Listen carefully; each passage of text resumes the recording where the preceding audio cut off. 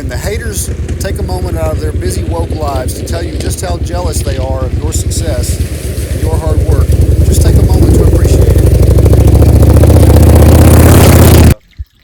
Good morning, my YouTube family. I'm Bones with Circle C Ranch, but I did want to address one comment that I got.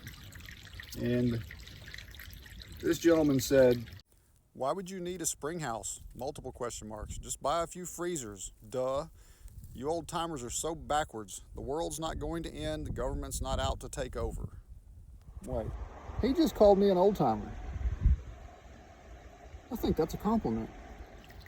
So to address that question a little more in depth, we don't live this way because we don't know better.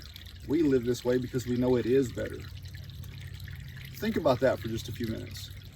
One of the many secrets to life, to a happy, fulfilled life, is 3 simple words. Less is more. Think about it. Less having to work away from home means more time at home. Less bills, less connection to the grid,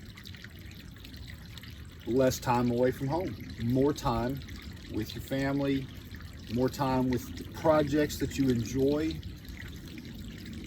In so many areas, you will find that less is more. In the case of my spring house, I never said I was doing it because I thought the government was going to take over. Never said anything about the government. I'm doing this because this is what I want. Because this is what brings me joy.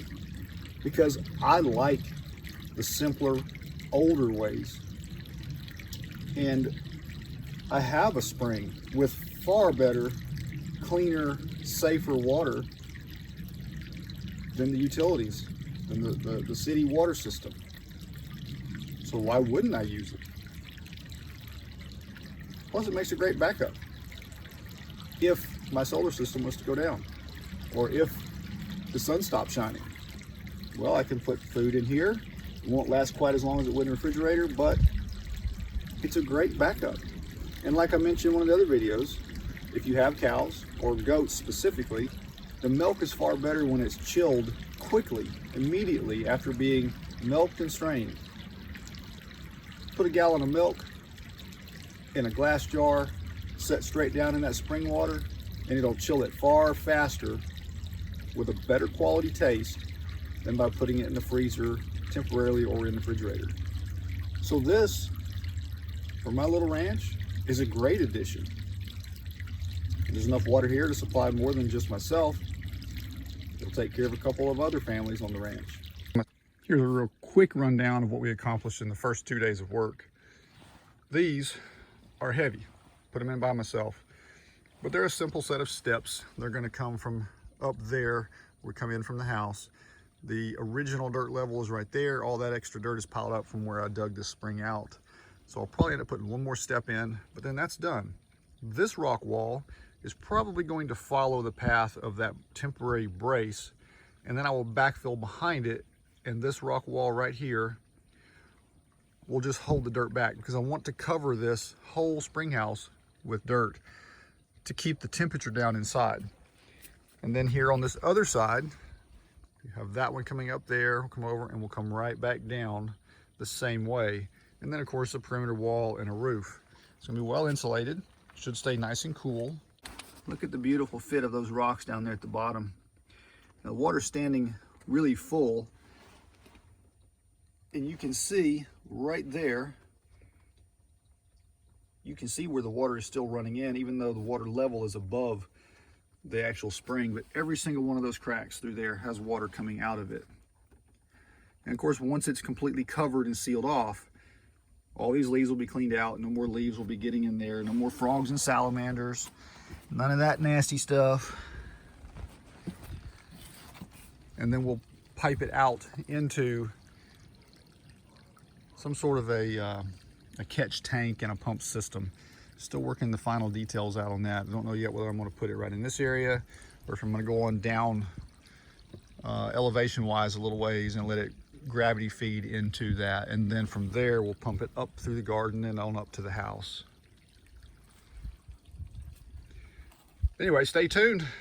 Part 4 hopefully coming up tomorrow evening sometime or first of the week. I'm going to take a minute to share with you guys another project I've been working on, and you've seen some of it already, but I've made a lot of progress since the last video, and this one really does bring me a lot of joy. Check this out.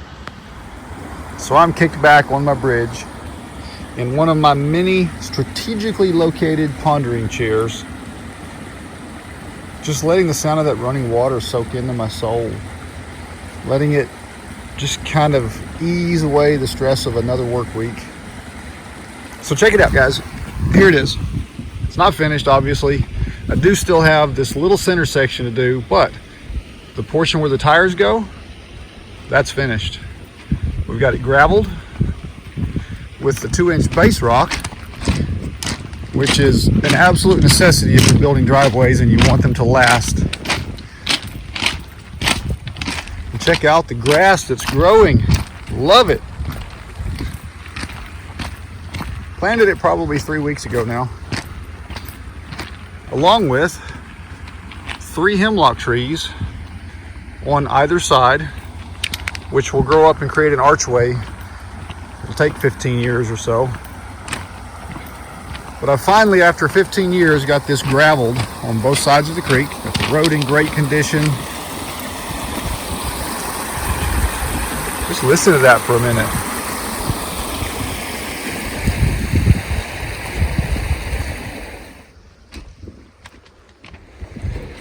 Folks, if y'all don't have one of those, you need one. That is what's known as a pondering chair. You can sit and ponder life's many mysteries, ponder your next project, plan it out in your head. All right, we're on the other side of the bridge. I've got this entire intersection, which is a 5-way intersection right here on the bridge where I'm at, going down into the lower meadow, going up the hill to the house, going up the hill to pasture, backside of the house, and probably another house, and down into the creek. I can't drive it yet because all this fill dirt in this area was wet when I put it in. It was in the way. I needed to move it, so I used it, and it's just taking forever to dry out. Every time I try to drive the backhoe on it, it just sinks and it's shoving all that gravel down in there, so I just stopped. I've got this little pile of gravel right here to finish smoothing out, those ruts to take care of, and then my wife can be the very first person to drive across this finished bridge.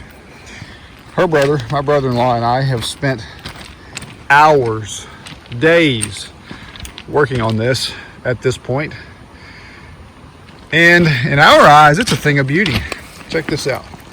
Look how we have beveled the edges everywhere, recessed the 7-inch long log hog hex head screws down into the 6x6s that are underneath this bridge, which I still have to cut off. Nowhere near done, and it will be a covered bridge when finished, but at least with only another 30 minutes worth of work right there, if that, the bridge will finally be functional so that during heavy rains, when this creek is not drivable, we can still access the house in the back. And yes, it does bring me great joy.